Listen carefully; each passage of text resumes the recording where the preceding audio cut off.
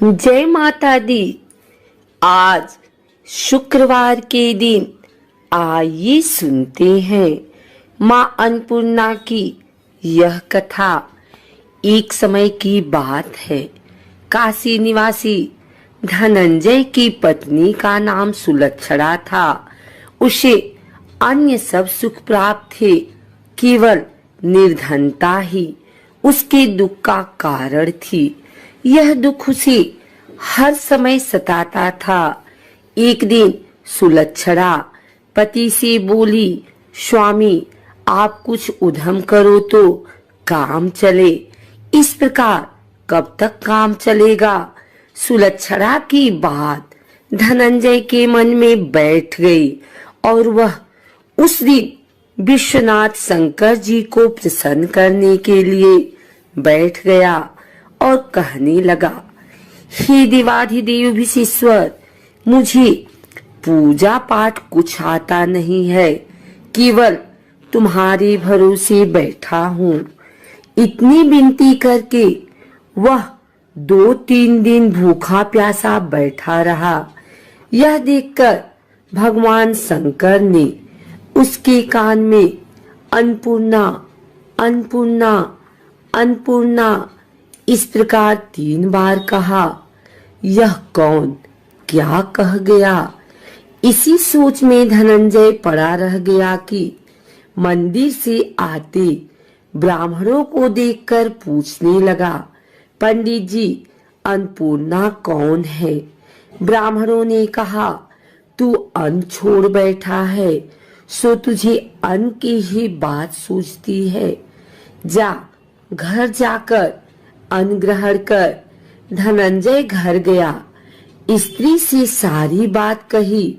वह बोली, नाथ चिंता मत करो, स्वयं शंकर जी ने यह मंत्र दिया है, वे स्वयं ही खुलासा करेंगे। आप फिर जाकर उनकी आराधना करो। धनंजय फिर जैसा का तैसा पूजा में बैठ गया। रात्रि में शंकर जी ने आज्ञा दी, कहा तू पूर्व दिशा में चला जा। वह अन्नपूर्णा का नाम जपता जाता और रास्ते में फल खाता, झरनों का पानी पीता जाता। इस प्रकार कितने ही दिनों तक चलता गया। वहां उसे चांदी सी चमकती वन की शोभा देखने में आई। सुंदर सरोवर देखने में या उसके किनारे कितनी ही अप्सराएं झुंड बनाए बैठी थी। एक कथा कहती थी और सब माँ अन्नपूर्णा इस प्रकार बार बार कहती थी। यह अगहन मास की उजेली रात्रि थी और आज से ही व्रत का आरंभ था। जिस शब्द की खोज करने वह निकला था, वह उसे वहां सुनने को मिला।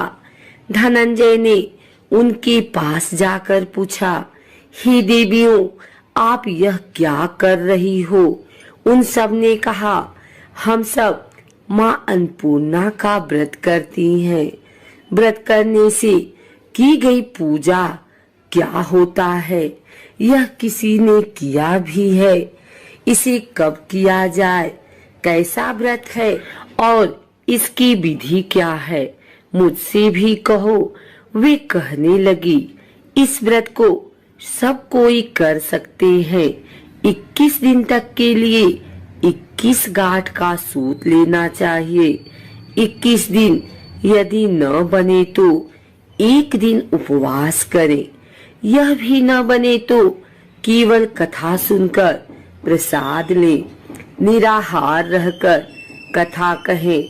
कथा सुनने वाला कोई न मिले तो पीपल के पत्तों को रख, सुपारी या घृत कुमारी वृक्ष को सामने कर, दीपक को साक्षी कर, सूर्य, गाय, तुलसी या महादेव को बिना कथा सुनाए मुख में दाना न डालें।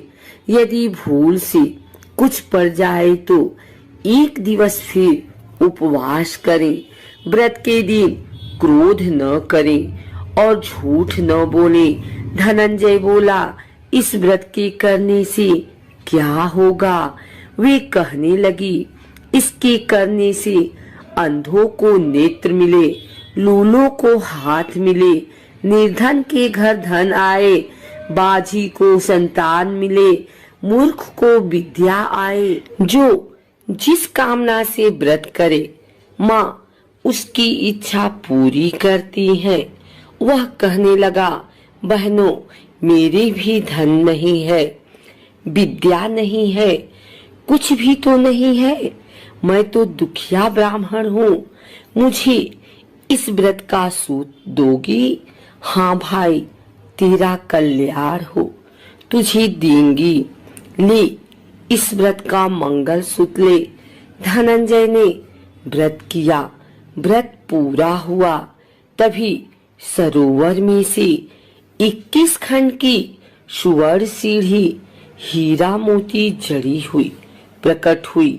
धनंजय जय अन्नपूर्णा अन्नपूर्णा कहता जाता था। इस प्रकार कितनी ही सीढ़ियां उतर गया तो क्या देखता है कि करोड़ों सूर्य से प्रकाशमान अन्नपूर्णा का मंदिर है। उनके सामने सुवर्ण सिंहासन पर माता अन्नपूर्णा विराजमान है। सामने भिक्षा हेतु शंकर भगवान खड़े हैं। दिवंगनाएं चवर डुलाती हैं। कितनी ही हथियार बांधे पहरा देती हैं। धनंजय दौड़कर जगदम्बा के चरणों में गिर गया। देवी उसके मन का क्लेश जान गई। धनंजय कहने लगा, माता, आप तो अंतर्यामिनी हो, आपको अपनी दशा क्या बताऊं?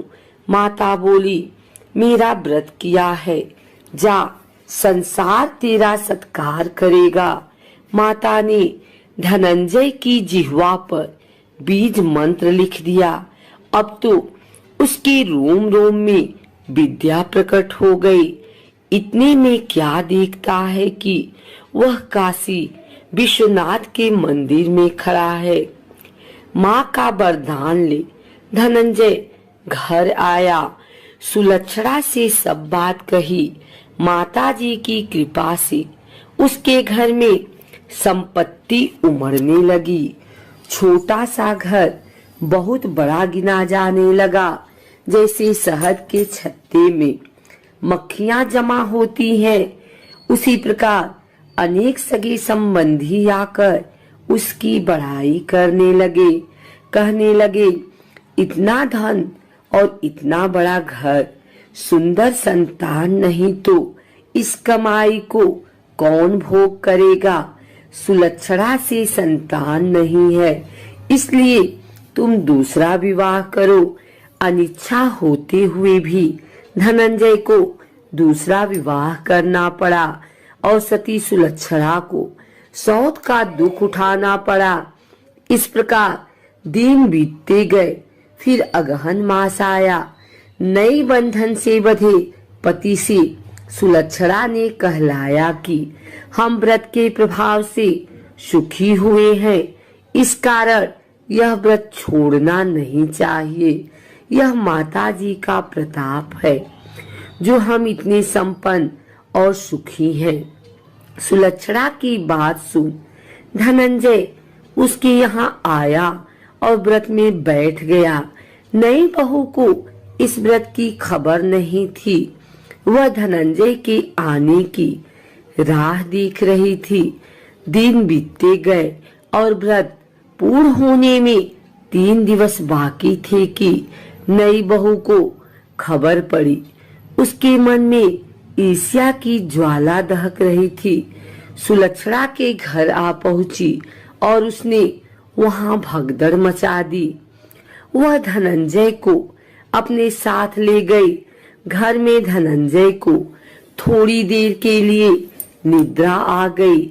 इसी समय नई बहू ने उसका व्रत का सूत तोड़कर आग में फेंक दिया। अब तो माताजी का कोप जाग गया। घर में अकस्मात आग लग गई। सब कुछ जलकर खाक हो गया।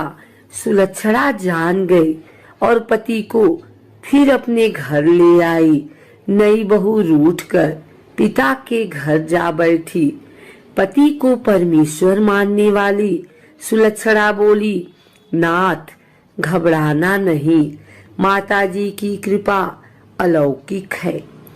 पुत्र कुपुत्र हो जाता है पर माता कुमाता नहीं होती। अब आप श्रद्धा और भक्ति से आराधना शुरू करो, वे जरूर हमारा कल्याण करेंगी। धनंजय फिर माता के पीछे पड़ गया। फिर वही सरोवर सीढ़ी प्रकट हुई, उसमें माँ अन्नपूर्णा कहकर वह उतर गया। वहां माता जी के चरणों में रुदन करने लगा। माता प्रसन्न हो बोली, यह मेरी स्वर की मूर्ति ले, उसकी पूजा करना, तू फिर सुखी हो जाएगा। जा, तुझे मेरा आशीर्वाद है। तेरी स्त्री सुलक्षणा ने श्रद्धा से मेरा व्रत किया है, उसे मैंने पुत्र दिया है। धनंजय ने आंखें खोली तो खुद को काशी विश्वनाथ के मंदिर में खड़ा पाया। वहां से फिर उसी प्रकार घर को आया। इधर सुलक्षणा के दिन चढ़े और महीने पूरे होते ही पुत्र का जन्म हुआ।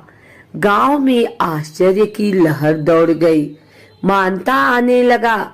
इस प्रकार उसी गांव की निसंतान सेठ के पुत्र होने पर उसने माता अन्नपूर्णा का मंदिर बनवा दिया। उसमें माता जी धूमधाम से पधारी, यज्ञ किया और धनंजय को मंदिर के आचार्य का पद दे दिया। जीविका के लिए मंदिर की दक्षिणा और रहने के लिए बड़ा सुंदर सा भवन दिया। धनंजय स्त्री पुत्र सहित वहां रहने लगा। माता जी की चढ़ावे में भरपूर आमदनी होने लगी। उधर नई बहू के पिता के घर डाका पड़ा, सब लूट गया। वे भीख मांगकर पेट भरने लगे।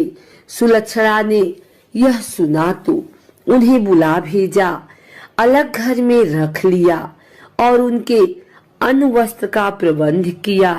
धनंजय, सुलक्षणा और उसका पुत्र माताजी की कृपा से आनंद से रहने लगे। माताजी ने जैसे इनके भंडार भरे वैसे सबके भंडार भरे।